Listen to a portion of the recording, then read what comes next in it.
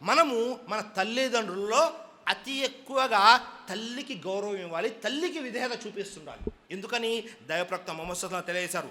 బుఖారీ మరియు ముస్లిం యొక్క హదీస్, అబూ హురైరా రజియల్లాహు అన్హు వారి కథనం ఏమని తెలియజేశారు. జా రజులున్ ఇలర్ రసూలల్లాహ్ సల్లల్లాహు అలైహి వసల్లం ఫకాల, ఒక వ్యక్తి ప్రవక్త ముహమ్మద్ సల్లల్లాహు అలైహి వసల్లం దగ్గరికి వచ్చి అడిగారు, మన్ అహక్కున్ నాసి బి హుస్ని సహాబతి, ఓ ప్రవక్త నేను ఎవరికి ఎక్కువగా విధేయత చూపను అని అడిగారు. వెంటనే దైవప్రవక్త ముహమ్మద్ సల్లల్లాహు అలైహి వసల్లం కాల్ ఈ విధంగా అంటున్నారు, ఉమ్ముక్ నీ తల్లి, కాల సుమ్మమన్ ఆ తర్వాత ఎవరు ప్రవక్త?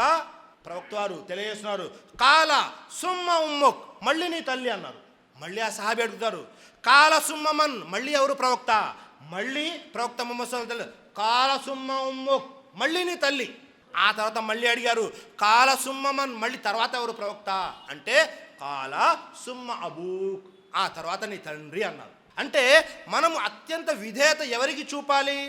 3 సార్లు ప్రవక్త ముహమ్మద్ సల్లల్లాహు అలైహి వసల్లం ఉమ్ముక్ ఉమ్ముక్ ఉమ్ముక్ నీ తల్లి నీ తల్లి నీ తల్లి అన్నారు. 4వసారి నీ తండ్రి అన్నారు. సుబ్హానల్లాహ్. ఎక్కువగా మనం విధేయత చూపాల్సింది ఎవరికి అంటే తల్లిదండ్రులు ఇద్దరికి విధేయత చూపాలి, అందులో ఎలాంటి సందేహం లేదు. కానీ ఎక్కువగా ఎవరికి చూపించాలి అంటే తల్లికి చూపించాలి. 100లో 3 భాగాలు 75% మనం తల్లికి విధేయత చూపాలి. ఎందుకని చూపాలి అంటే అహ్లే ఇల్మ్ తెలియజేస్తున్నారు. ఏమని తెలియజేస్తున్నారు? మన పుట్టుకకి కారణము మన తల్లిదండ్రులు ఇద్దరు కూడా కారణమే. కానీ ఒక 3 విషయాలు కేవలము తల్లి మాత్రమే చేయగలదు. సృష్టికర్త అయిన అల్లాహ్ ఖురాన్ గ్రంథం తెలియజేస్తున్నాడు 46వ అధ్యాయం 15వ వాక్యంలో, హమలత్హు ఉమ్ముహు కుర్హన్, అతని తల్లి అతని బాధను భరిస్తూ అతన్ని మోసింది. అల్లాహు అక్బర్. మనము మన తల్లి గర్భంలో ఉన్నప్పుడు మన తల్లి చివరి మాసాలు ఏవైతే ఉన్నాయో 7, 8, 9 ఈ 3 మాసాలు చాలా కఠినంగా ఉంటాయి సోదరులారా. ఆ బాధని ఎవరికి చెప్పుకోలేరు. అలాంటి బాధ మన తల్లి గర్భంలో మనల్ని మోసింది సోదరులారా. ఇందులో తండ్రి ప్రేమ ఏమీ లేదు, కేవలము తల్లి ఒక్కటే బాధ అనుభవించింది. మొదటి విషయం. రెండో విషయం ఏమిటి?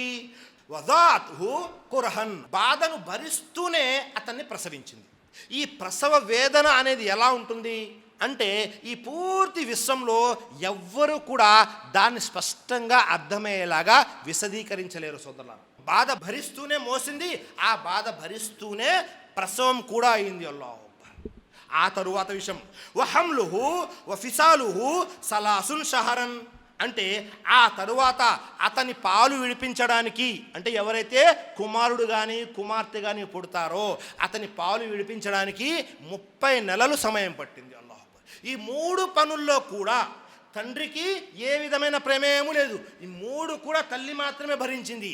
చివరి నెలల్లో అతి భారంగా మనల్ని మోసింది, ఎంతో బాధ అనుభవించి మరణానికి దగ్గరగా వెళ్ళి మనల్ని ప్రసవించింది. ఆ తరువాత 30 నెలలు తమ యొక్క రక్తాన్ని పాలుగా మార్చి మనకు పట్టింది సోదరులారా.